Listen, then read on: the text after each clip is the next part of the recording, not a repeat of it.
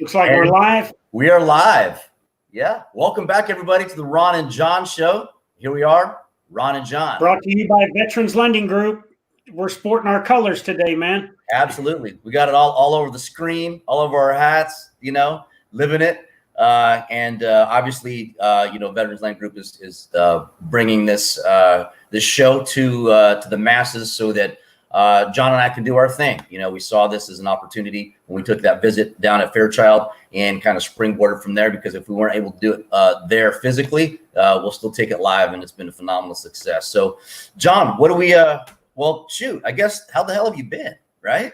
What's been going on? Good, man. It was Cinco de Mayo yesterday, and it was also my granddaughter's birthday. So Sandra and I went and spent time with my granddaughter for her birthday. Came back and had some margaritas, man. Nice. I had to take my margarita last night to show you that, we were celebrating Cinco de Mayo, man. You're doing it. I saw that. I got that text. Well, the same as I had the tacos, replied with you with making those with we had blood orange carnitas and chicken tacos, and I did some pastor and homemade salsa pico de gallo. Ended up doing is sending that over to Tacoma Police Department. So but my ranger buddy Matty Waters, who's over there, he came and picked it up and took it out to the station, and then had to work last night at a boot camp, and it's been going good. Education all week, and of course last Saturday got to be in the garden again, man, being domestic. Yeah. Hey, you hit something right off the bat that we want to remind our audience. The Ron and John Show is virtual right now because of the COVID-19, but Ron and I are going to take it on the road once we get on the backside of this thing. And so those that have invited us out to come on out, we didn't cancel, we postponed. So the Ron and John Show will be coming to a camp posting station near you soon, once it's safe for us to travel again. And I'm excited about that, Ron. We can get out and we can see the men and women that are serving and help them and their families as they get ready to transition, man. Absolutely. Seeing what they can do to, just check those balances. Maybe it's, it's a retention tool too. Maybe they need to stay in. Yeah. And it's some questions that you got to ask for where you're at, where you're going, and so on and so forth. But then when they're ready for that transition, they say, heck yeah, then, that's what we're here to be able to provide, I guess the really best practices, or what I call where we screwed up. Yeah. So yeah. Others don't have to do that, right? Yeah, absolutely, man. If we make a mistake and we can prevent somebody down the road from having to, make the same mistake we did, then we're successful, brother. Exactly. Absolutely. Absolutely. And if we could save one, one does another, and there we go. It's infectious, like this damn thing. Yeah. So hey, big week this week, man. So Mother's Day Sunday, but also it's Military Spouse Appreciation Day on Friday, man. That's right. So I'm excited about this week, and I'm really excited about the show this week, man. I am as well. I would say hats off and take my hat off, but y'all don't want to see that afro just pop out like that. No, mine either, man. It's haircut day for me too. So exactly. I love it. I love the lineup that we have this week for the show. I'm going to be able to talk about their experiences, struggles, victories, and also what they would have done in transition or in life in general. And I love that we have what the theme of the show, as we continue to bring these awesome guest speakers on, is a form of humility and responsibility that each person owns as they come in. And I think just is we all just want to be better people, to be able to support others the best that we can, and sharing this stuff. It matters. It doesn't have to be fake. Yeah. Yeah. Hey, so who do we have this week, man? Well, we have. There was one person that I believe that I read in some report that you filed a long time ago that was stalking you at a bar. Her name popped up, right? Her name popped up. Yeah. And also another person who has been a pillar in the community as well, who the name of this couple sounds like two female names, but it's not. It's not at all. Yeah, I just always wanted to kid him about that. But no, we have Stacy Miller, who is retired Colonel Jody Miller's wife, and for I don't even know how long, 20, 30 years, I would say. You tell us, Stacey. There she is. Hi, thank you for having me. Yeah. We've been married for 26 years next month. There we go. There we go. Awesome. And who else do we have, John? Awesome. Who's the stalker? And we have somebody that absolutely was stalking me in a bar way back in February of 1983. Actually, the story was I was stalking her, and she gave me the Heisman initially, but we ended up linking up and getting married that same year, and we've been married for 36 years. My lovely wife, Sandra. Hun, how are you? Good. I'll share that story with you another time because it's awesome. Hey, Ron, you know what's great about having these two ladies? You know, obviously one is my wife, but Stacey is her and her husband, Jody, are very close personal friends of Sandra and I. We served together during the surge in Iraq. Her husband, Jody, and I served together in combat for 15 months. Sandra and Stacey had the same experiences during the surge there in 2007 and 8. And so she's putting her on this show, one, because of all the credentials she has, not only as a military spouse, but a professional military spouse in terms of she works too. And we'll ask her to talk about that. But that, we had the same experiences and hardships together back in 2007 and 8. So I'm excited to have you ladies on here today. Yeah. Yeah, I've got where is it? I can't. On the video, it's backwards. I got my Raider bling on there, so. Nice. Awesome. Oh yeah, okay. Raider.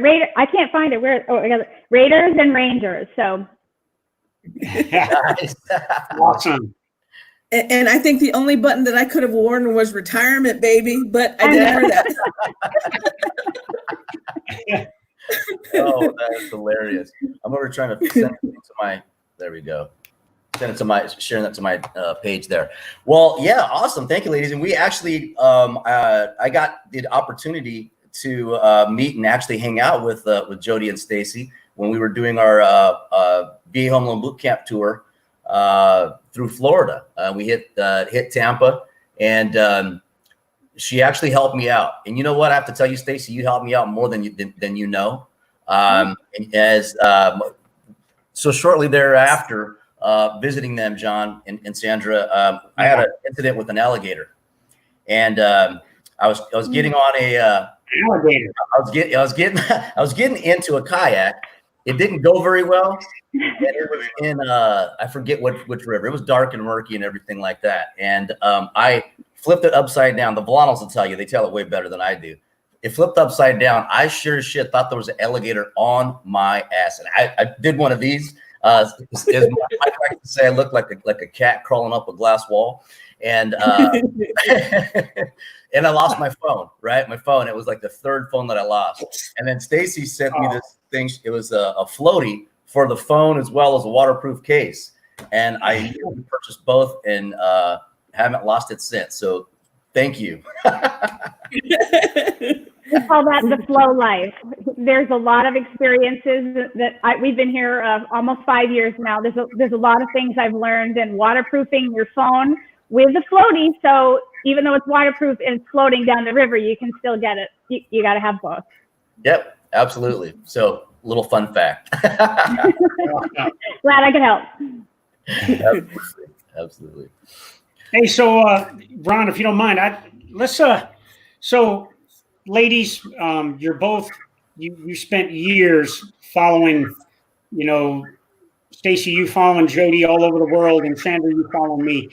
Well, Stacey, I'm going to ask you first, and then Sandra afterward. Let our audience know, what does it mean to be a military spouse, and what are some of the things that, you've learned and you've taken from your experiences, having been a part of this institution for decades? Sure. So Jody retired in 2018 after 27 years in the infantry. Like you mentioned earlier, he was in 4th Striker Brigade, the Raider Brigade, obviously a variety of units. But I've done a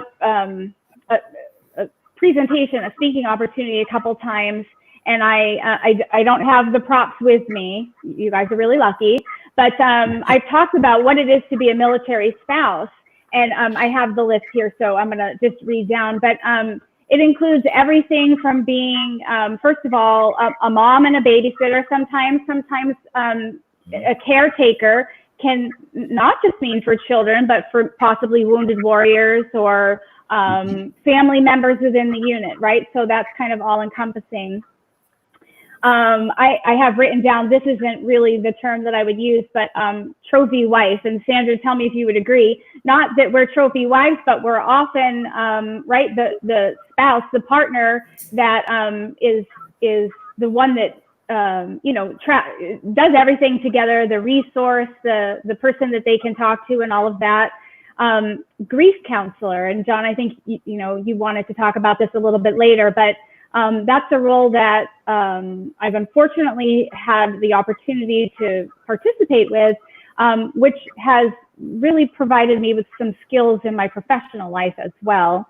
Fundraiser, and my prop for the fundraiser is a little cupcake container, right? I used to be known, you know, everybody's heard of the hot dog sales or the bake sales, but I did meatball subs, and I was known from my meatball sub sales because we would cook those meatballs and the sauce and everything, and the aroma would just spread throughout the, you know, the building, the facility that we were using, and so that was a big fundraiser. Hostess, I had 1,000 people come for a New Year's Eve celebration at my home. You know, I say saint because sometimes, you know, you have to put on your halo and just be that person that someone else needs for you to be, that you know, role model maybe. Some cheerleader, sometimes a magician, right? So you have your magic wand because people are expecting you to make things happen that maybe are challenging. Superwoman, I have a cape that I bring when I talk about how, you know, sometimes we have to be a superwoman. And I'm going to just take this time to say, you know, my experience with Jody in the infantry has been that spouses are women. I know that not all spouses are women. I think it's 96% of spouses are women, but shout out to the male spouses too. I mean, no disrespect when I don't include them. Secret keeper, referee, plumber and mechanic, because sometimes you got to fix stuff that your spouse isn't around to do. And of course, you know, professional life as well. So it's certainly all encompassing.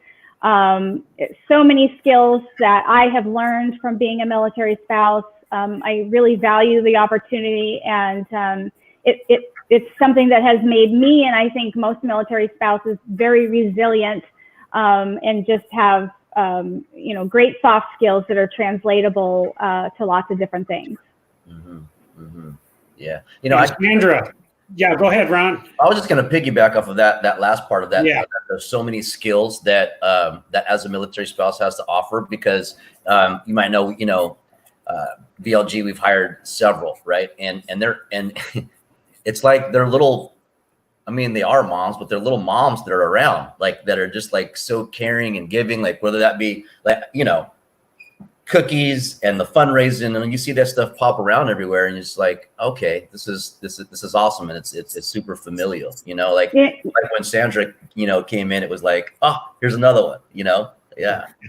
I was the original Veterans Lending Group military spouse. I used to work for Veterans Lending Group a long time ago, and I was the original spouse. And that's a great story too, because Brooke Villano, who of course is the manager, you know, we had a great conversation, and she invited me to be a part of the team, and she was a little skeptical, you know, worried that I was going to leave, you know, in whatever time period. And I hope that she found it valuable, and I think that she did, considering that she continues to hire military spouses. So Absolutely. Absolutely. And So Sandra, yeah, your thoughts. 36 years as a military spouse, well, 37 really, but your thoughts. I think Jody covered all the bases on that, but I think one of the ones that Stacy, I'm sorry, I don't know what I was thinking, but anyways, strength. and being available for so many people at so many different levels of caring and sharing and understanding go such a long way for every spouse, depending on the circumstances. We all had different challenges, different children, age groups, teenagers, just as now, so a lot of looking to each other to cope with different situations. Right. All right. What I know you had a couple questions lined up, John, of kind of which I'm totally interested in. Yeah. So,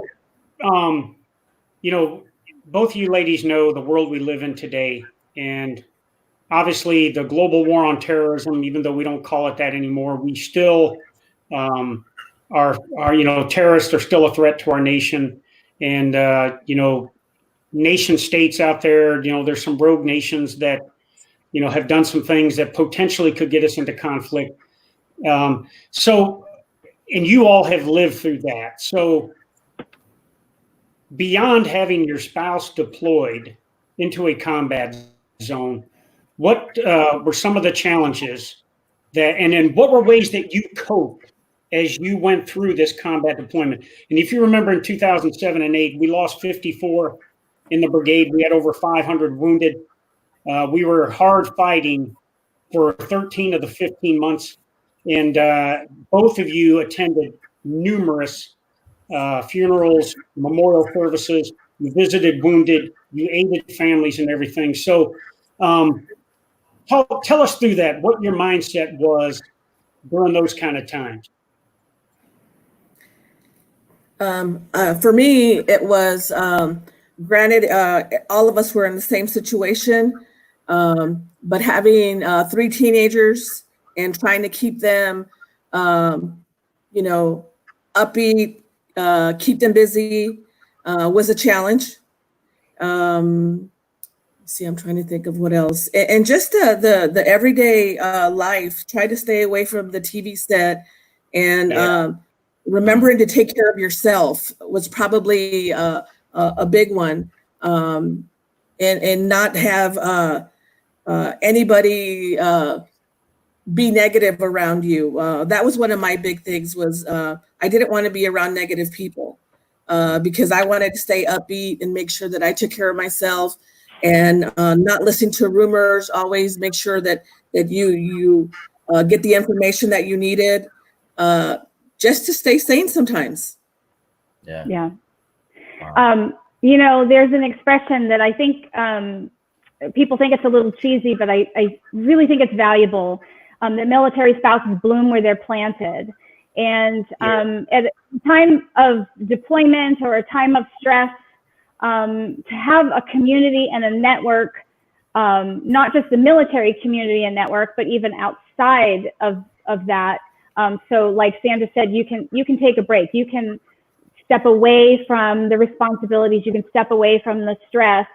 I think it's really important and vital for military spouses to do that exactly, bloom where they're planted, to engage, whether it's in their church or with their kids' school or, with a wine and book club or whatever it is. It's really important to have an outlet. Certainly we had friendships in the Raider Brigade specifically, and, that were strong friendships and relationships because we were going through this very stressful time together. But having options outside of that was really vital for me. And Sandra, you mentioned no television. I just told that story the other day to someone. I still don't watch the news to this day because of that deployment. I stopped watching the news, and I don't watch the news anymore. My husband says, "Hey, did you hear so-and-so on the news?" Nope, I didn't, because 15 years ago, I stopped watching the news. So definitely vital and important to have, relationships to help you get through that. And, of course, it takes time to build those relationships. And so military spouses are they have to dive right into the deep end and start building those relationships in what can feel an uncomfortable way. If it takes 5 or 10 years to build a really great friend, you don't have that kind of time. So yeah, it was a very stressful time, and that's how I coped. I got to pop in here real quick. We have a comment. Nomi Burke says, military wives are essential to promote and support our military spouses, and more importantly, be an embracing and loving outreach for the young and single soldiers coming into the military. Spouses help the young and new soldiers adapt and feel loved. That is important. Plus, cooking on holidays for them relieves them from some of the homesickness of their families. Military spouses help. So many new wives understand how many amazing and close military family is and how to embrace it. So, so I have to throw that out there. That's actually my ex-wife. We're still very close, but she was around for those years, in those early years when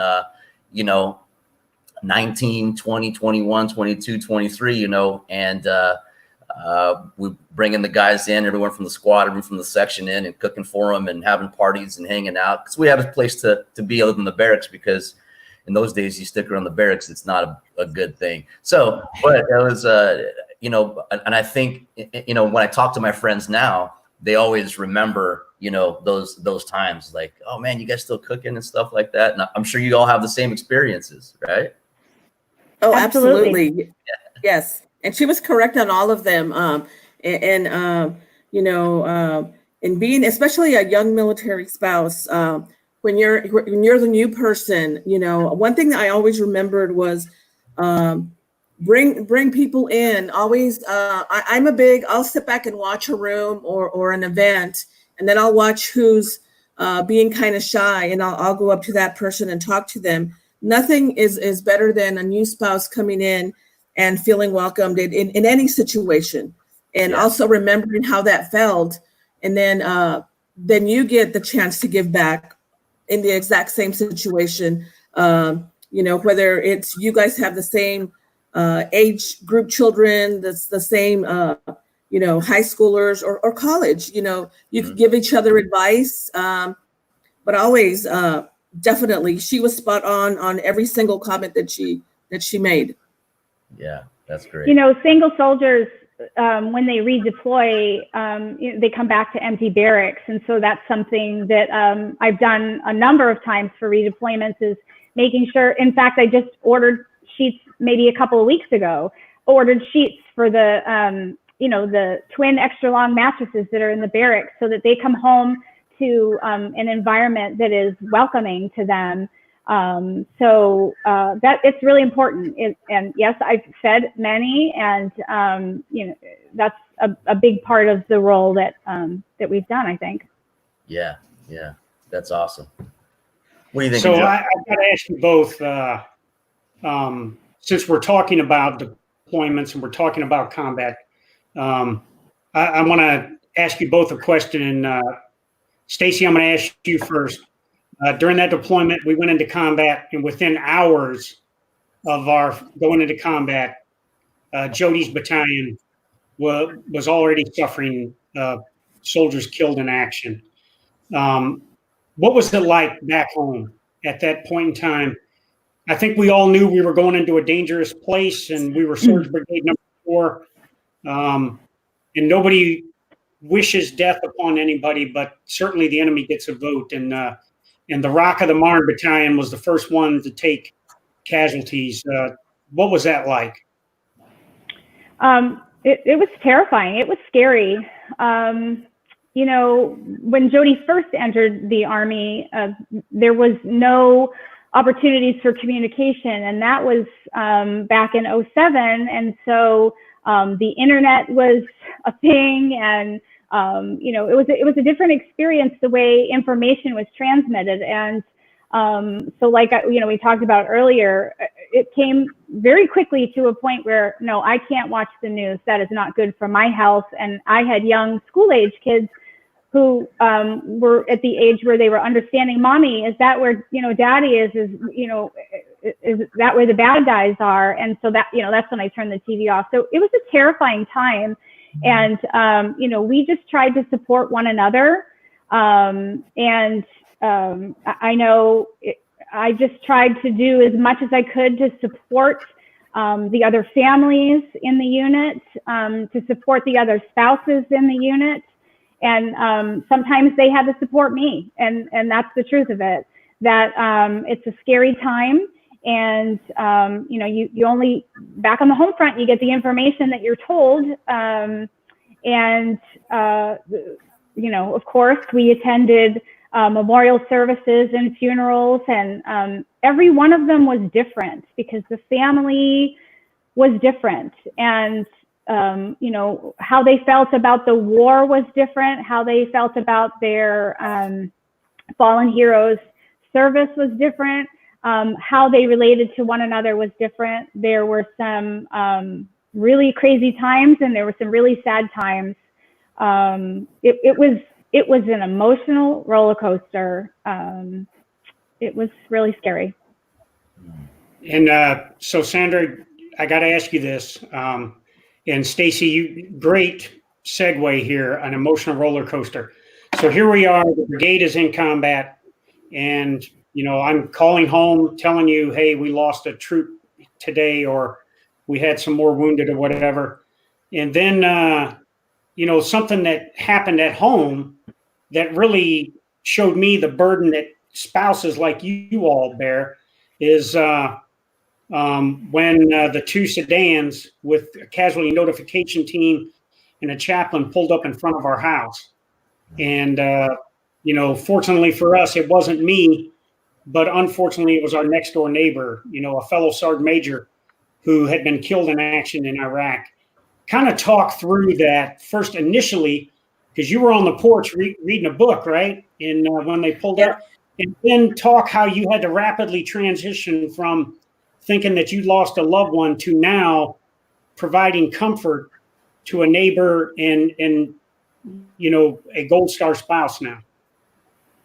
Yeah, it was tough. Talk about your heart sticking to your gut. I mean, just a regular day, running errands, getting the boys off to school and work, and was enjoying a book after doing everything. And there come the cars, and like I said, your heart sticks, it sinks to your stomach, and then you find out it's not for you. But now the emotional roller coaster starts because it's not for you, but it's for your neighbor.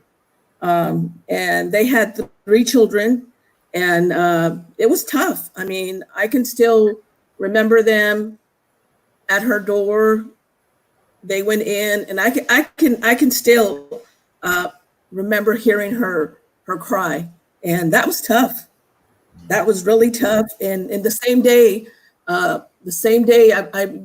mentioned the same day you called to tell me that we had also lost a soldier. So that was a tough day.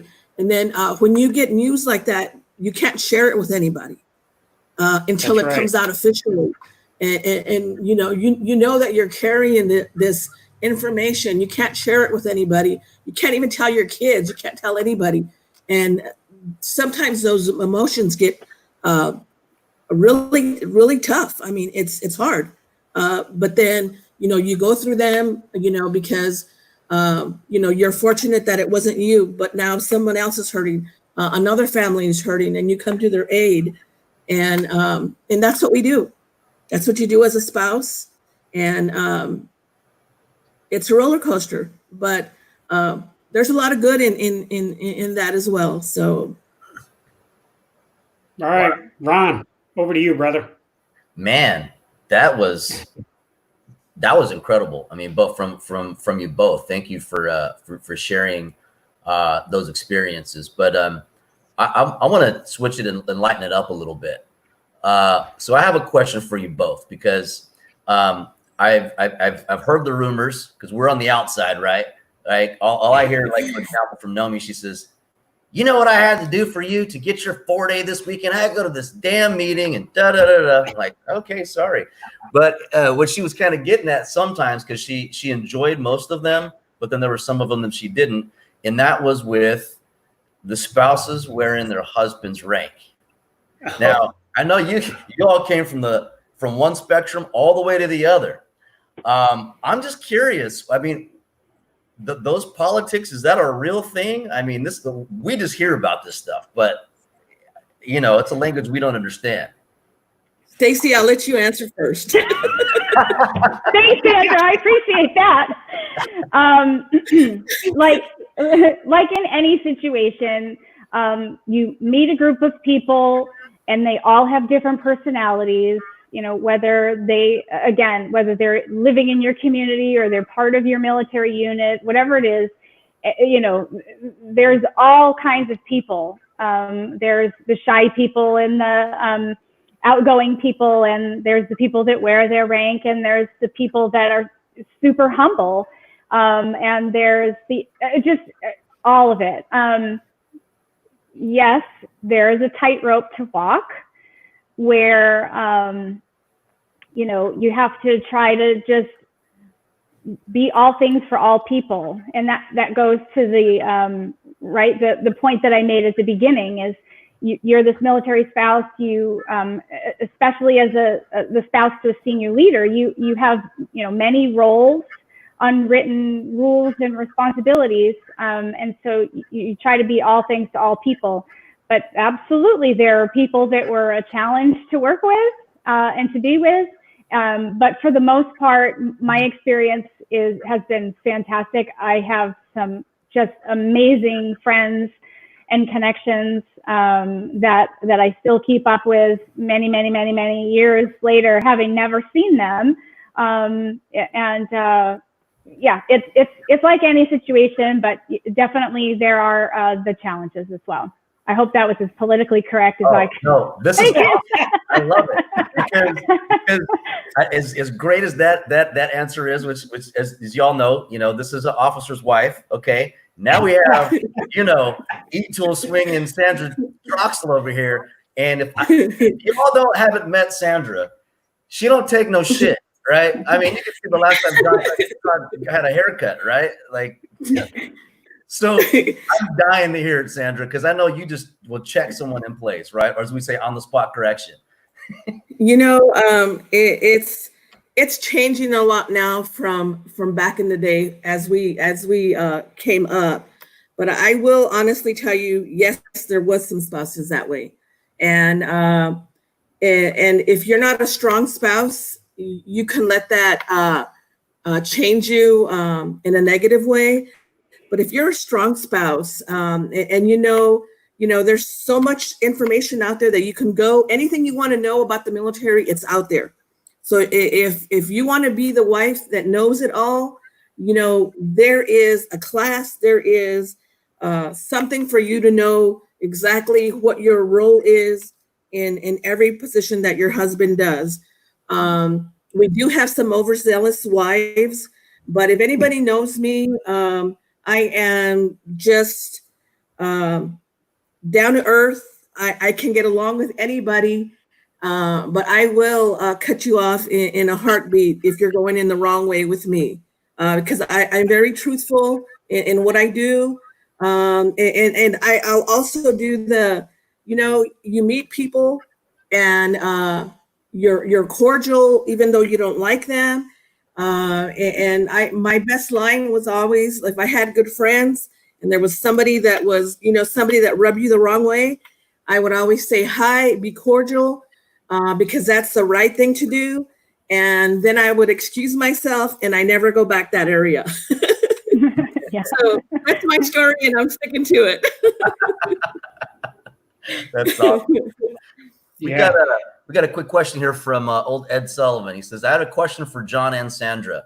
John recently retired after one of the longest careers in modern military history. However, I have read that all of the people who joined the military, to include the reserves and guard, only 1 in 4 make it to retirement. Why do you think that is? And is there any shame in not staying until retirement? The reason I ask is because I have an ex who shamed me for leaving. That's a great question. So, Ed, thank you so much for the question. I'll start off. So I joined in 1982. Sandra and I met in 1983. We got married in 83. In 84, we did a permanent change of station to Germany. And I was young at that time. We had our oldest son, Daniel, was just a baby. And I was a little disheartened with, the unit I was serving in, and also disheartened with stupid stuff like, I'm in Germany and I got to wait till midnight to watch NFL football on AFN. And for a while there, we lived in a little German apartment. And back then in 1984, we didn't have AFN TV out there. All we had was radio, and it was German TV. And I think the only show you watched, Sandra, was Dallas, even though it was in German, And, and then we finally moved into government quarters for our last year and a half that we were there. And things started, really getting military-ish for us, meaning we were immersed in the military community more than the civilian community. But I wanted to get out because, little disheartened with the unit I was in, but also some of the other things. And Sandra, was like, well, what are we going to do? And I said, I don't know. We'll figure something out. We'll go back home to Davenport, Iowa, and we'll figure something out. And she would not talk to me for 3 days. And I knew it was because she knew that the only thing I knew how to do was be a soldier. I had no skills that I could use on the outside. And so finally I told her, I said, look, okay, I'm going to re-enlist, but I want to do what I want to do. And I want to go to the 82nd Airborne Division. I want to jump out of airplanes. And we did it, and we continued to stay on. I think that the reason only 1 in 4 makes it to retirement is either one, the service member or the spouse becomes, disheartened with service. Certainly when you're doing back-to-back deployments and things like that, I think that has a lot to play on it. I will tell you that PTSD and TBI, Ron, and you and I talk about this all the time, and you and I both have our episodes with this. I don't think it's just a reality in the service member. I think PTSD is something that can affect military spouses too. When you're talking about, as many military funerals and services and how many, wounded troops that you go and visit and everything, that takes a toll. And I think at a certain point, folks say, hey, I want to go do something else. Or the spouse says we need to go do something else. It is certainly not anything disrespectful for someone to say, I'm getting out after one tour in the military or whatever. Because you chose to serve and your spouse served along with you, that's honorable. I don't care how long you've served, and I will never, say to anybody, well, shoot, you didn't stay till retirement, so no, absolutely not. Ladies, what do you think? Another thing with us when we were in Germany, we hadn't prepared anything to move. We hadn't saved any money. I think that was my biggest beef. If you wanted to go home, we should have talked about this a long time ago. We should have been prepping for what we're going to do besides this. And I think that was my biggest my biggest fear there. At 1 o'clock in the morning. That was one of my biggest fears with that. And luckily, we raised our children, 3 boys, throughout his military career. And they are normal as any other child. I think they're a little bit more adaptable. They all moved away, and now they're all back in this area. They're easygoing. They're first to speak up, and that's one of the things that our children learn throughout all these moves and everything that we've done. I think for John's retirement, he was ready. I think I was more ready, but it has to be the service member's decision. You never want to say it's time for you to retire. The service member has to make that choice, and he's got to come to that realization for himself, is it my time? And for us, it was easy. And retirement life is absolutely wonderful. And I'm thinking, I don't know why we didn't do it sooner. It's all good. It's all good. Yeah. So Ron, this was one of the things you wanted to touch on, was about transition. So, Stacey, what about this transition thing, being institutionalized in the military for so long and then transitioning and doing other things? Yeah. So, people used to ask me, I'm sure, Sandra, they asked you too, like, how are you married to someone in the military? What's it like that he's gone all the time? And a couple years ago, I actually sat down, Jody and I did, and did a calculation, and he had been gone, whether combat, deployment, training, whatever, more than 50% of our marriage. And we were over 20 years at that point. And so, how do you deal with it, the fact that, they're gone all the time? And I always said, well, how do you deal with your husband when he's home all the time? Doesn't he get under your feet? Doesn't he annoy you? That was always my standard response. And so Jody retired 2 years ago. And so he's been home for 2 years, which is great. But that first year, I'll tell you frankly, was a challenge as we found our new normal for, how to manage with each other in the home all the time. And it's similar but different to, returning from a deployment. Because taking, for example, the deployment you mentioned earlier, he was gone for 15 months in some horrible combat situations, and he had his own mindset. And, I had my own at home. And when he came home, I had things under control. And of course, he came back with the expectation that, it was going to be back to the way it was before, that, he was going to do these things and I was going to do these things. Well, I was doing them all. And so you feel offended when they start trying to take over, these roles that you've been doing. And so retirement was a little bit similar. And I don't know if, Sandra, you're maybe in the middle of this. Maybe you're not going to admit it. Maybe you're not. But there was a challenge in finding the new normal, who is doing what roles, and obviously, to survive this long as a military spouse, I've enjoyed my independence and, my time alone. And so finding ways to do that a little differently was really important for me. But things are great now. We absolutely have our new normal. I mean, COVID-19 aside, of course, because the college kids are back home, and he's, working from the dining room table directly across from my office. But, it's transition affects the entire family. And it's important to kind of embrace it with your eyes open and be open-minded and have open communication the whole time. Yeah. Let me, with you, Sandra, I have a question is, because you touched on something that, when John was thinking about, getting out, because that's how we think about it. Like the service member, we're just like, you know what, I'll get out. I'll figure it out. We'll figure it out. Right. That's our mindset. And you showed some frustration with that. And, now that we do these transition workshops and programs, that's we talk about is the proper planning. And, it's not that John just looked, just said on a whim, I'm going to get out this time. But when he looked up, it was like, oh shit, I only have this X amount of time. And, he goes through those processes. But at what point or how far out would you say that someone should be a family should be planning for their transition and kind of running these numbers and doing that math? So when you say we don't have anything saved up, we don't have this, we don't have that, what would your advice be to a family that would be transitioning? When should they start that? Oh, as soon as possible. As soon as possible. Saving is your best, your nest egg. Because you're going to be buying a home, depending on what you're looking at, is a big thing.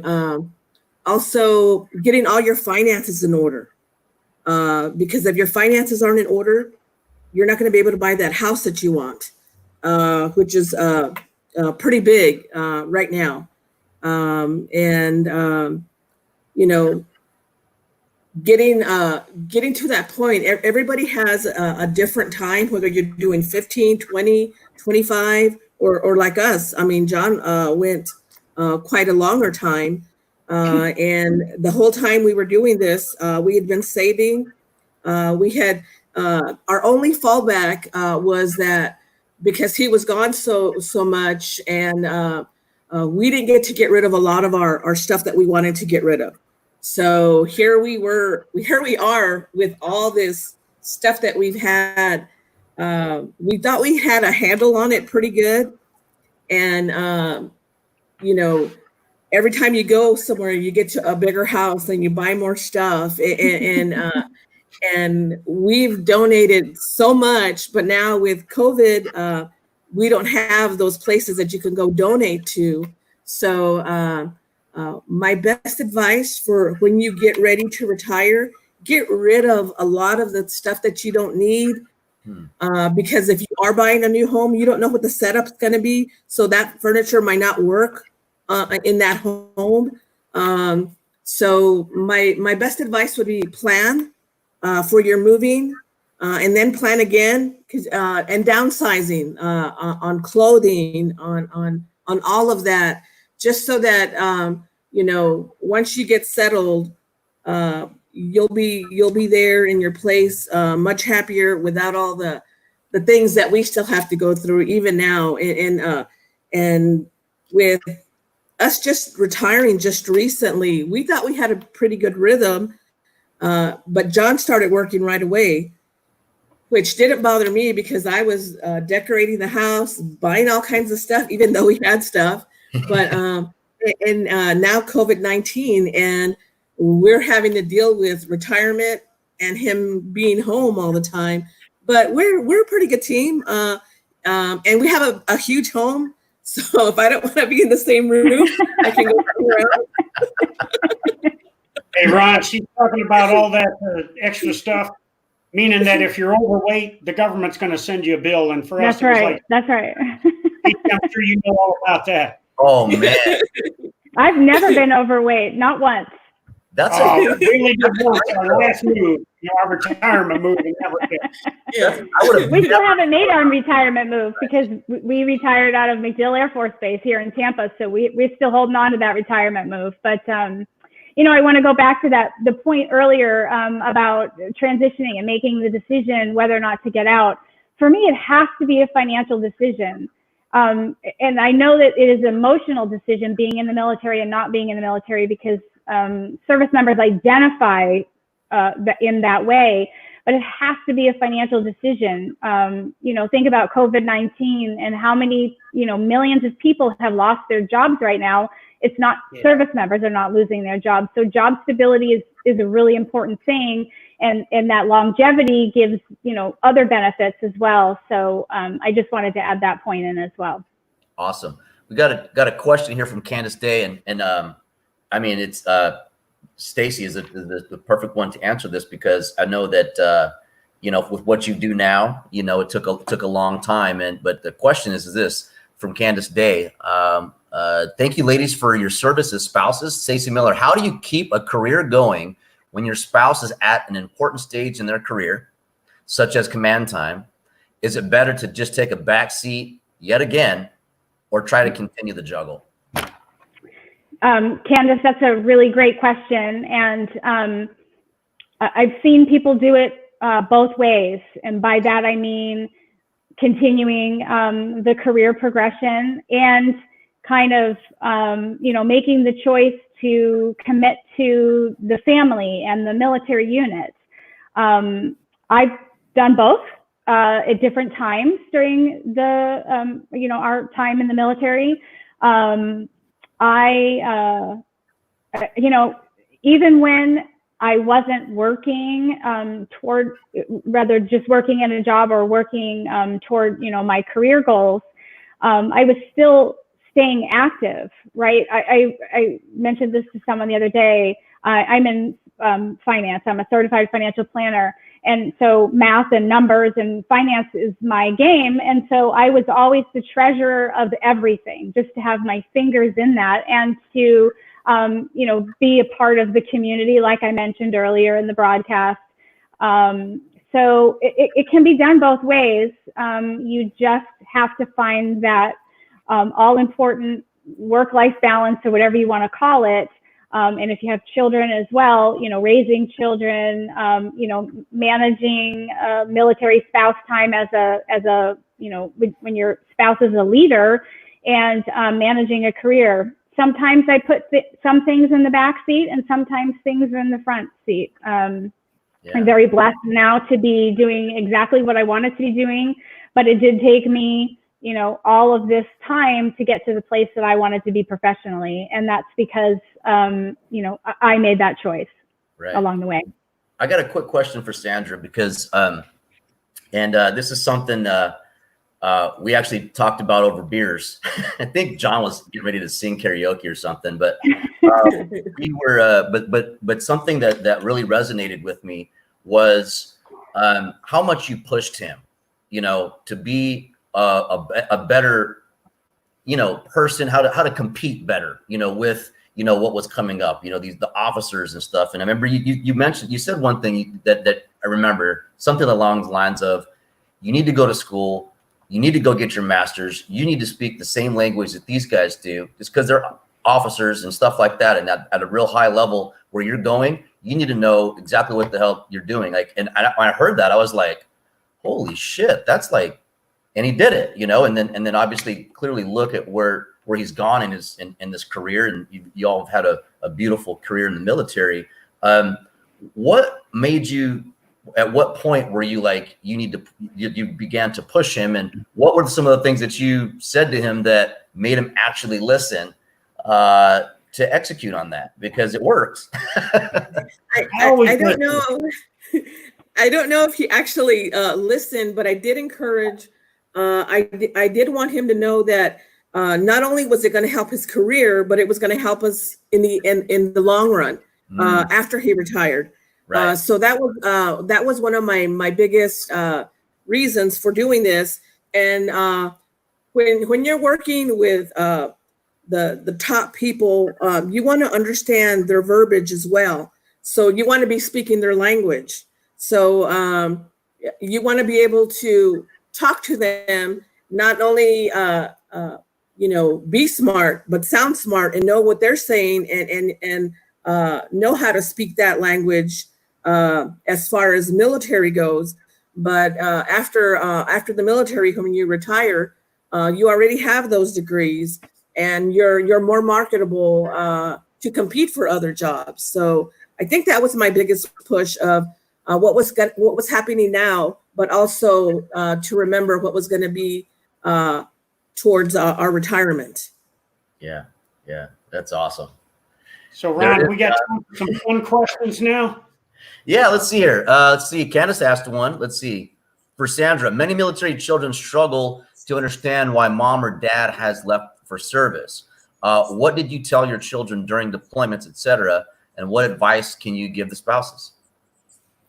Well, I believe our children started at a very young age knowing that dad was gone, and you explain it to them in terms of what they can understand at their age.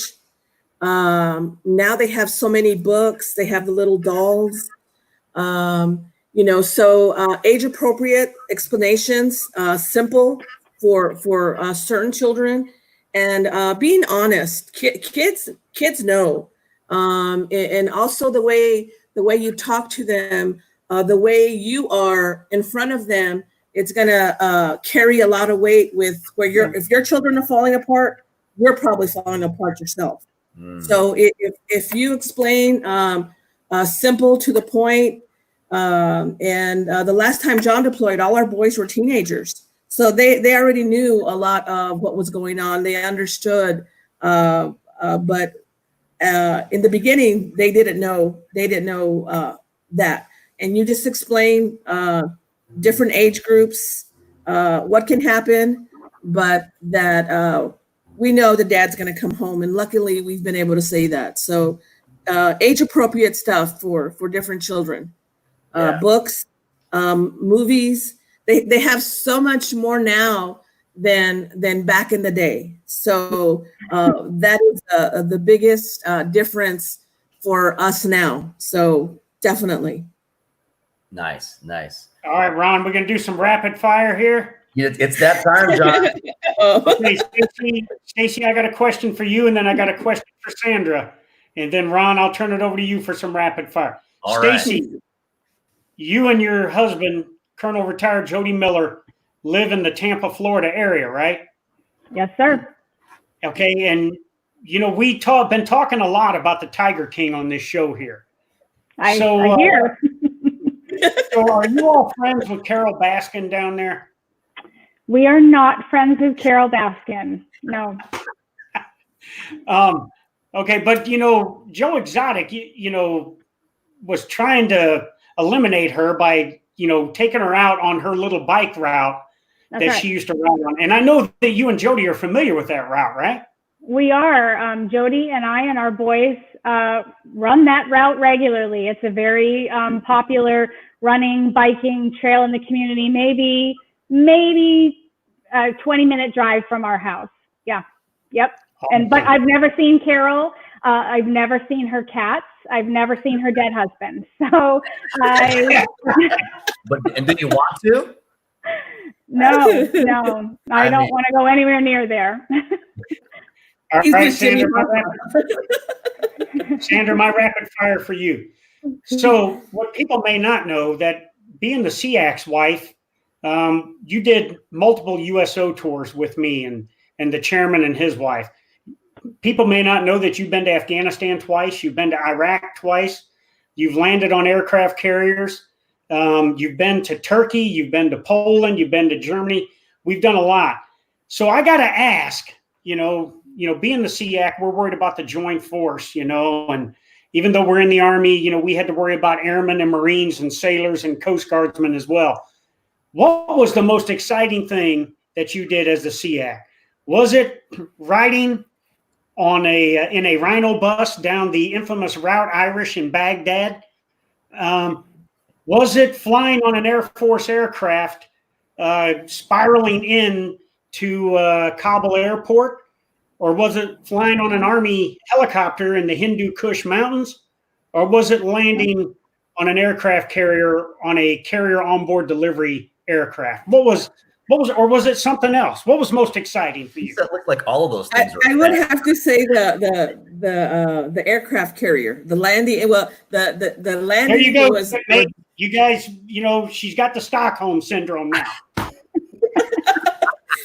Now the taking off was something else, but I think all of it, you know, through all those USO tours, the biggest thing that I learned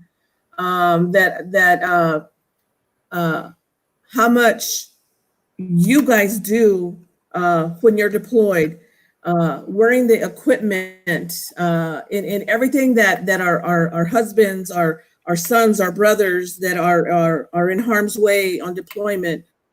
I have a better respect for all of our service members, regardless of Air Force, Marines, all of our services. I have a better respect for what they do now, because being able to see what they actually go and do, the one-on-one, and even the people that are there that have given greatly of their time to do these USO tours, it's absolutely amazing. But for me as a spouse, a better respect for what you did every day while you were deployed, as opposed to thinking, oh, they're watching porn, or the total opposite. Well, the shows were doing that. We know that. There was a way. Hey, the shows were getting beyond that firewall. You know the deal. You're a combo guy. That's going down. That's it's a greater respect for what my husband did when they were deployed. So awesome, awesome. Well, I got a question for you, Sandra. We'll start just since we're leaving off of here, and then I'll hit you, Stacey.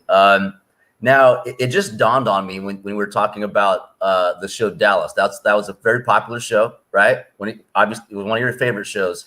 I can't help to just notice the resemblance between John Wayne Troxell and JR. Right? I gotta know. Are you with John because you had a crush on JR? No, actually, no, not at all. She was all about Patrick Duffy, I think, Ron. I would have to say so. Okay. And, Stacy, we have a question about Jody. When you first met, what was his pickup line, or what was the corniest thing that he said? Because I know it couldn't have been just smooth right off the top, right? No, it probably wasn't very smooth right off the top. But gosh, I don't know. We met at he was in the ROTC, and my girlfriend was in the ROTC, and she brought me to a dining in or dining out, I forget whatever. And Jody was the acting battalion commander, and so he was up on the stage, and I said, who is that really cute guy sitting up on the stage? And she said, no, you won't like him. No, I don't like him at all. So I don't remember any corny lines, but there definitely is an interesting story to the beginning of Team Miller. Nice. So you've always been after a man in uniform. Yeah, no, as a matter of fact, I would have chosen another route if I was, thinking with my brain rather than my heart, for sure. It's not a life I would necessarily choose, but it's one 2020 hindsight I feel very blessed to have been a part of. Absolutely. John, what are you thinking? Well, I know we're down to the end here, Ron, and before I turn it back over to you to close us out, brother. First of all, Sandra, thank you for being my Ranger buddy, my teammate and my spouse for 36 and a half years. And I certainly wouldn't have went from that young private to being the SEAC if you weren't in my corner. And Stacy, to you are just a model of how a military spouse can execute balance in terms of your personal career, raising the kids, the boys, they're still wrestling, right? Are they still getting after it? They don't wrestle. They just run now. Yep. Oh, okay. Sorry. Well, that's good. They did. Yeah. And being a military spouse is still being a mother, being a military spouse, and then having your professional career as well. Thank you so much for what you do. It was truly an honor to serve with you and Jody back in 2007 and 2008. And to both of you, thank you so much for being on the show today and representing all military spouses as we celebrate Military Spouse Appreciation Day on Friday, and a happy early Mother's Day to both of you. Yes, absolutely. Thank you. It was my honor to be here. That's Definitely an honor to be here. Yeah, well, thank you so much. And just to piggyback and springboard off of that, I've had the pleasure of hanging out with both of you, there's a reason why you're here. You do in fact represent a great deal of what it is all about to be a military spouse, and you do that to this day. You just like us are continuing to serve, and you don't let up. And I think any military spouse that I have come across, continues and still shares that heart. So, thank you all so much for what you do and what you continue to do. And I've been able to break bread with both of you, and y'all are awesome, real down to earth people. On behalf of Ron and John's show and Veterans Lending Group, thank you so much for being here. Veterans Lending Group obviously is sponsoring this opportunity. If you are looking or interested in a refinance, new purchase, if you're PCSing, we can ETS, PCS wherever you are. We are licensed in all 50 states, and 90% of our loan officers are veterans. The other 10% are family members of veterans. We're here because we really give a damn. You've been to one of our classes. Please tune in to VAHomeloanBootcamp.com. We've been able to do about 6 or 7 classes per week on the VA home loan, how to credit building strategies, refinancing, and some advanced techniques as well. So tune into that. But with that, now that we've got our cool commercial out, which that's what we do. It's we're living it. But I've got a question for you, John. We got a build up for next week. In fact, we got an email today that came through, and it said, "Hey, we know that, I know that we've seen a lot of Army. We did have the Marine Corps in there, but when are we going to see some, Air Force and, make this whole color purple, right?" So, I said, well, just hold on. We got an announcement. John, who do we got next week? Ron, we have a phenomenal guest next week. We have, and every airman out there, whether they're active guard and reserve, will know who Enlisted Jesus is. Enlisted Jesus will be on this show next week. The Chief Master Sergeant of the Air Force, Kay Wright, will join the Ron and John show next Wednesday. He's coming down to the end of his time as the Chief Master Sergeant of the Air Force. He's getting ready to do his own transition. He and his lovely wife, Tanya, who are great friends with Sandra and I, they're getting ready to go through the things that the Millers and the Troxels have just gone through. So it is going to be a great show. You won't want to miss the Ron and John show next week when we have the Chief Master Sergeant of the Air Force, Kay Wright, right here on the Ron and John show. Looking forward to it, Ron. Now, looking forward to it as well. And once again, we're hitting it off with another just knockout lineup for the Ron and John show. We had just amazing guests. Once again, ladies, thank you so much from the bottom of our hearts. We appreciate you. Thank you, ladies. Your time. Thank you for having us. Out there, we love you. We'll see you next week. Tune in. See y'all next week.